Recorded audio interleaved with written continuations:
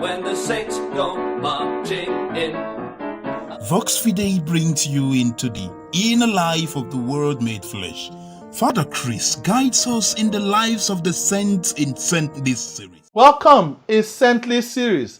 Today, 12th of August, we celebrate Blessed Isidore Bakanja, martyr.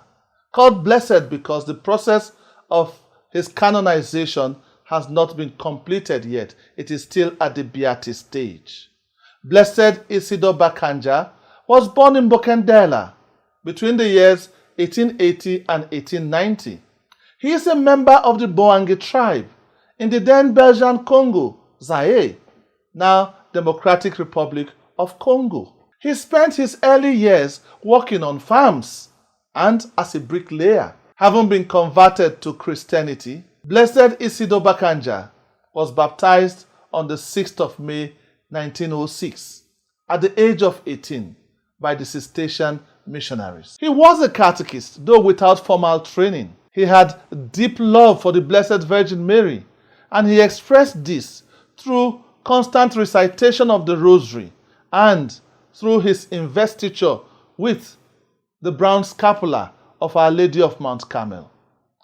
Isidore of Bakanja was always with a rosary in hand wherever he was found, and he took every chance he got to preach the gospel to his fellow workers and teach them about the faith.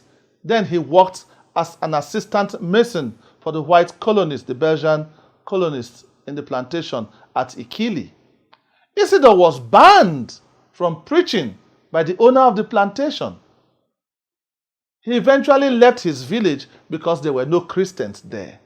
Having left his village, Isidore became a domestic staff in a rubber plantation belonging to some Belgians. The Belgian agents at that time were predominantly atheists who abhorred the missionaries. Those who were associated with religion were called then mon père by the Belgians. Isidore, mon père, was badly treated by the Belgians in the plantation, and at a point he felt it was safer going back home. So he asked permission to return home, but this was not granted. He kept teaching them how to pray. They said to him, "You will have the whole village praying and no one will be working." He was ordered one day to remove his scapula from his neck, but Isidore refused because it was for him a strong symbol of his faith and of his love for the Blessed Virgin Mary. For this, Isidore was flogged mercilessly. The agents broke the scapula from Isidore's neck and pinned him to the ground. They rained blows on him, more than 100 blows.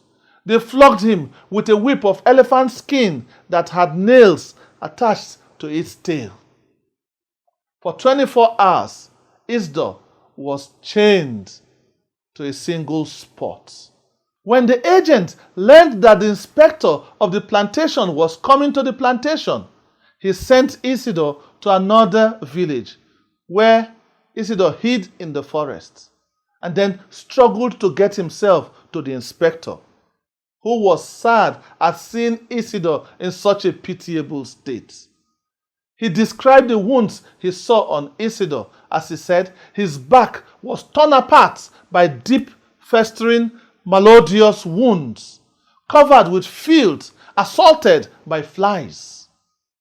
The inspector himself took Isidore to his home to recover from his wounds and also to hide Isidore from the agent who wanted to kill him. Isidore declared that he was suffering and dying because he was a Christian. 2 missionaries stayed with him, nursed him until he died from the severity of the wounds inflicted on him by the Belgian agents. These missionaries also pleaded with Isidore to forgive the Belgian agents. Isidore affirmed, "I have already forgiven him. I shall pray for him when I'm in heaven. I shall pray for him very much." He spent 6 months in prayer and in suffering, nursing his wounds, and died on the 15th of August, 1905, the Assumption of the Blessed Virgin Mary, with his rosary in his hand and scapular, of course, round his neck. There are patches of this kind of hatred that still exist till date between people of different races, of different colors, of different religions, and different tribes and language. Regardless of the pain we may have suffered in the hands of others, our ability to forgive them remains an important aspect of the faith we profess. Isidore Bakanja was beatified by Pope John Paul II on the 24th of April 1994. The color of the day is red. What we offer the saints is veneration. Peace be with you. I am Father Chris, Vox Fidei.